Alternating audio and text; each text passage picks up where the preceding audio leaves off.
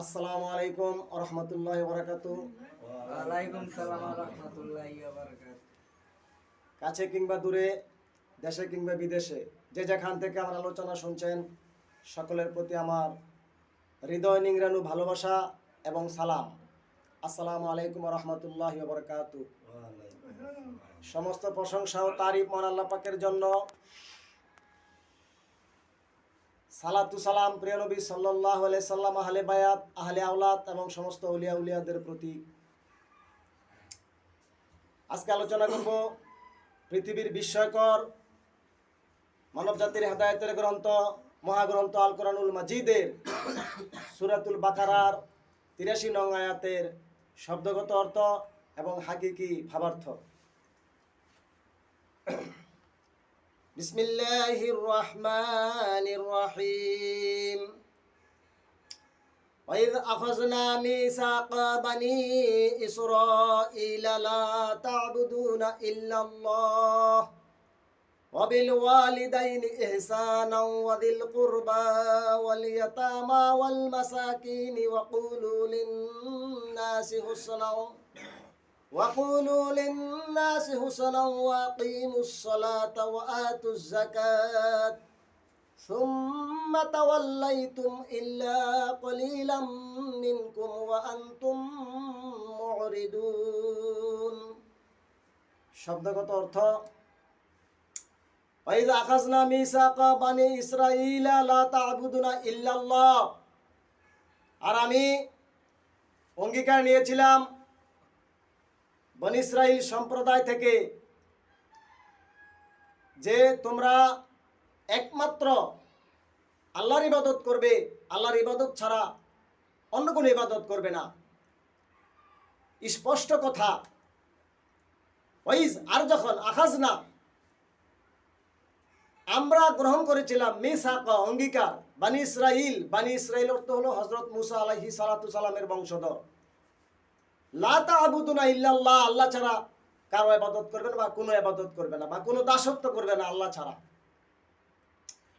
পরের আয়াতে বলা হয়েছে ওয়াবিল ওয়ালিদাইনি ইহসানাও ওয়াযিল কুরবা ওয়াল ইয়াতামা ওয়াল মাসাকিন, যে তোমরা নিকটাত্মীয়দের সাথে সদাচরণ করিবে, সৎ ব্যবহার করিবে। আবার ইয়েতিমদের সাথে, ইয়েতিমদের ভরণ পোষণ করিবে বা ইয়েতিমের সদাচরণ করিবে, ইয়েতিমের প্রতি সম্মান প্রদর্শন করিবে। আল মাসাকিন, মিসকিনদের প্রতি সদাচরণ করিবে, সম্মান করিবে, তাদের সাহায্য সহযোগিতা করিবে।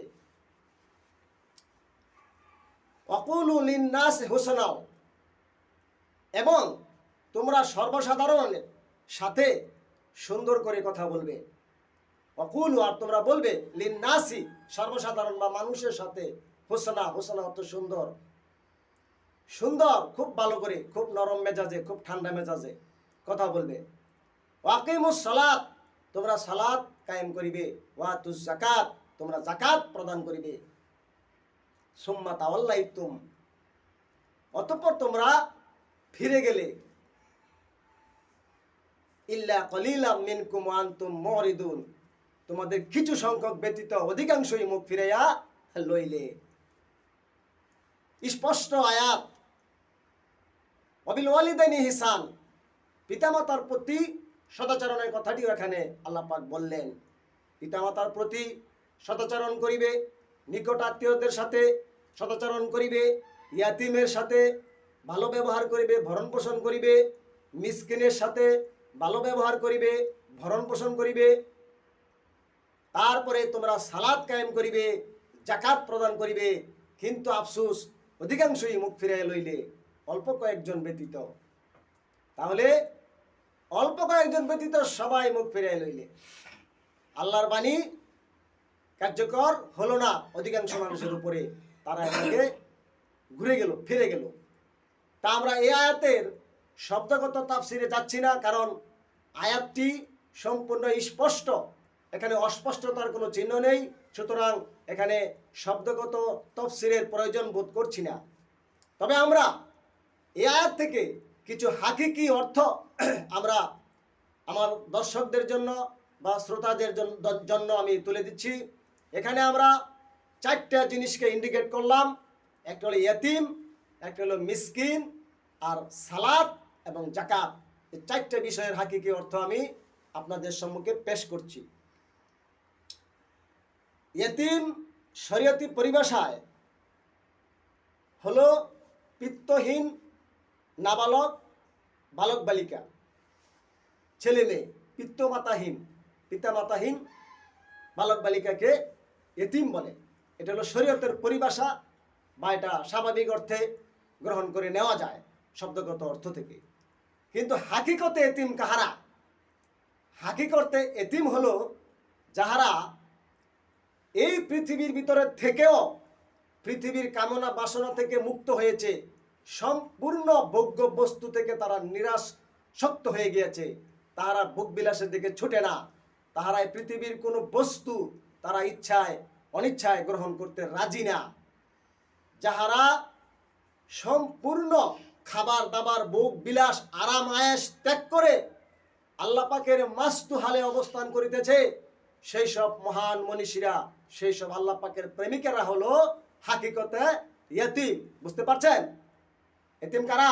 হাকিকতে এতিম কারা?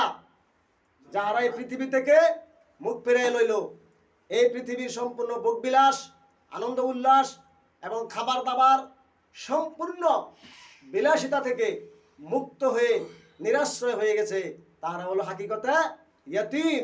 যারা খোদার প্রেমে ডুবে আছে, যারা মাস্তু হালে ডুবে আছে, তাদেরকে আমরা আল্লাহর ওলি বলি, এবং তাহারা হলো হাকিকতে ইয়েতিম। যে ওয়াল ইয়াতামা, তোমরা এতিমের সাথে সদ্ব্যবহার করিবে। কিন্তু দুঃখের বিষয়, আজকে এতিমের সাথে সদ্ব্যবহার করা হয় না। এতিমের উপরে হামলা করা হয়, আক্রমণ করা হয়, শুধু না বুঝার কারণে। এবার আমরা পাইছি মাসাকিন, মিসকিন। মিসকিন কাহারা? আমরা জানি শরীয়তের মিসকিন হলো যার কোনো সম্পদ নেই, অভাবগ্রস্ত, যে হাত পাতে মানুষের কাছে, তাকে মিসকিন বলে। এটা হলো স্বাভাবিক পরিভাষা। কিন্তু হাকিকতে মিসকিন কাহাকে বলে সেটা জেনে নিন। হাকিকতে মিসকিন হলো যে দিব্য জ্ঞানের অভাবে, তার দুনিয়ার জ্ঞান আছে, দুনিয়ার জীবন পরিচালনা করার জন্য তাহার সম্পূর্ণ জ্ঞান আছে, কিন্তু সে আল্লাহকে কিভাবে পাবে, রাসূলকে কিভাবে পাবে, দিব্য জ্ঞান কিভাবে অর্জন হবে, কিভাবে রহস্য জগতে প্রবেশ করবে, কিভাবে আদি অন্ত ভেদ জানবে, এই বিষয়ে সে সম্পূর্ণ অজ্ঞ।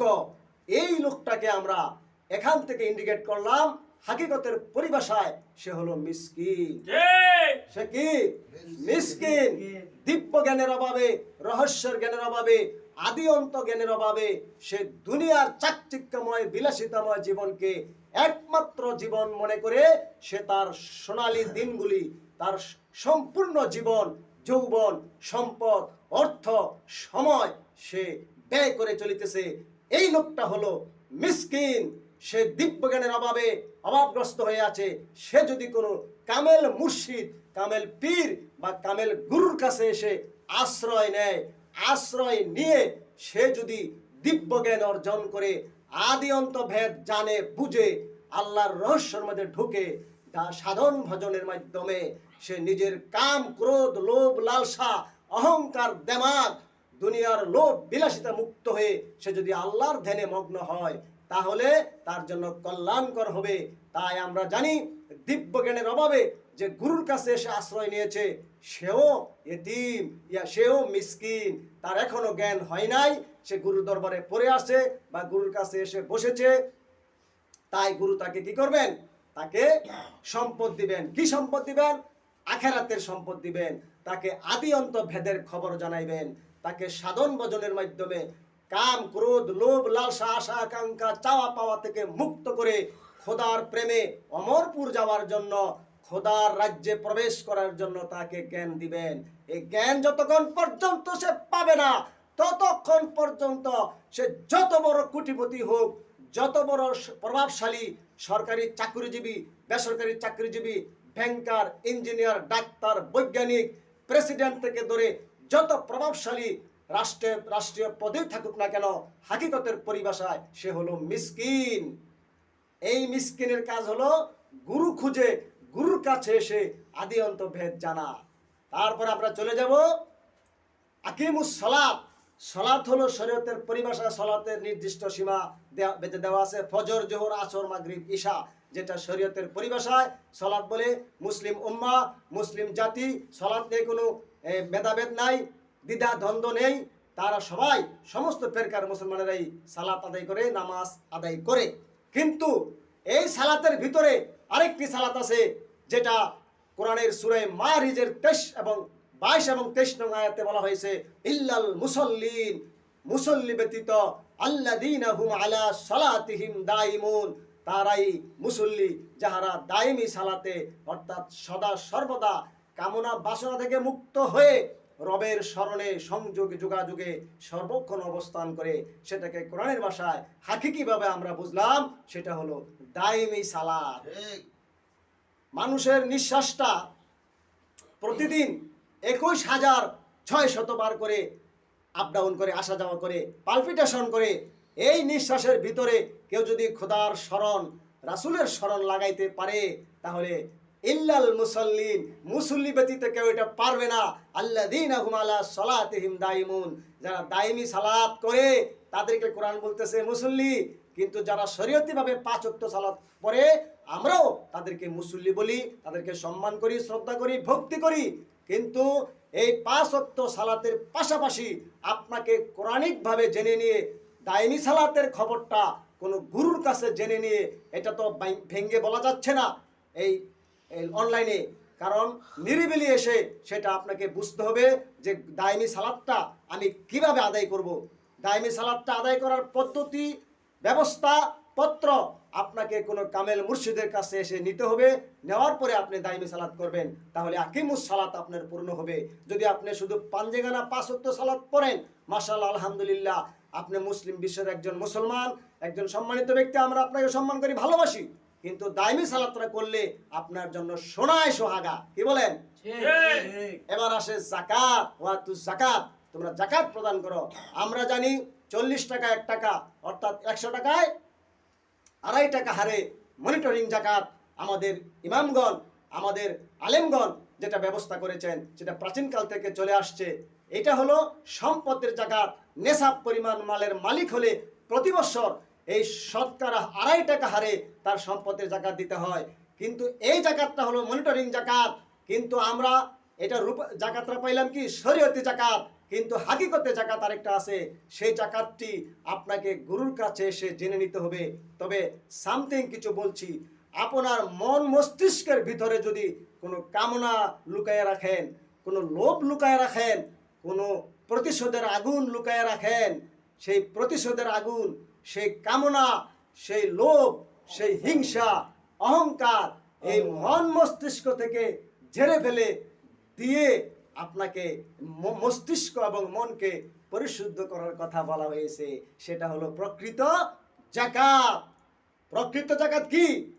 মন মস্তিষ্ক থেকে প্রতিশোধের স্পৃহা এবং কামনার স্পৃহা এবং লোভের স্পৃহা, ভোগের স্পৃহা, এই বিষয়গুলো মস্তিষ্ক থেকে এবং মন থেকে দূরে সরাইয়া দেওয়ার নাম হলো কি? হাকিকতে যাকাত। তাই কোরআন বলতেছে ওয়াতুজ যাকাত, তোমরা যাকাত কি করো? প্রদান করো। অর্থাৎ তোমার মন মস্তিষ্ক থেকে কামনা এবং প্রতিশোধের হিংসা বা প্রতিশোধ নিবে এই ধরনের কর্ম, ভয়ঙ্কর কর্ম এবং লোভের কর্ম, এই বিষয়গুলি তোমার মন মস্তিষ্ক থেকে দূরে সরাই দিয়ে তুমি কি করো? যাকাত প্রদান করো। সুম্মা তাওয়াল্লাইতুম ইল্লা কলিলাম মিনকুম ওয়া আনতুম মুরিদুন। কিন্তু আল্লাহ পাক বলতেছেন না না, অল্প সংখ্যক লোক জিনিসটা বুঝতে পারলো এবং অধিকাংশরাই কি করলো? মুখ ফিরাই লইল। সুতরাং সাবধান, হাকিকিভাবে সালাত, যাকাত, নামাজ, রোজা, হজ, কুরবানি, ইয়াতিম, মিসকিন, যত রকমের বিষয়গুলি আছে, শয়তান, ফিরিস্তা, জান্নাত, জাহান্নাম, হাসর, মিজান, পুলসেরাত, আসমান, জমিন, সব কিছু আপনার গুরুর কাছে এসে হাকিকতিভাবে বুঝতে হবে। তাহলে হবেন আপনি একজন সোনার মানুষ। আর যদি আপনি হাকিকতিভাবে না বুঝে শুধু লাত্তি কুস্তা কুস্তি মারামারি পারাবারি দৌড়াদৌড়ি আর দল পাকাইয়া হিংসাত্মক মনোভাব নিয়ে পৃথিবীকে অশান্ত করে তোলেন, তাহলে জানিয়ে রাখুন জাহারাল ফাসাদু ফিল বাররি ওয়াল বাহরি বিমা কাসাবাত আইদিন নাস, জলে এবং স্থলে আপনার উপর যে বিপদ আসবে সেটা আপনার হাতের কামাই, কেউ আপনাকে বিপদ দিবে না। সুতরাং আসসালামু আলাইকুম, আজ এই পর্যন্তই, সকলেই ভালো থাকবেন। আলহামদুলিল্লাহ।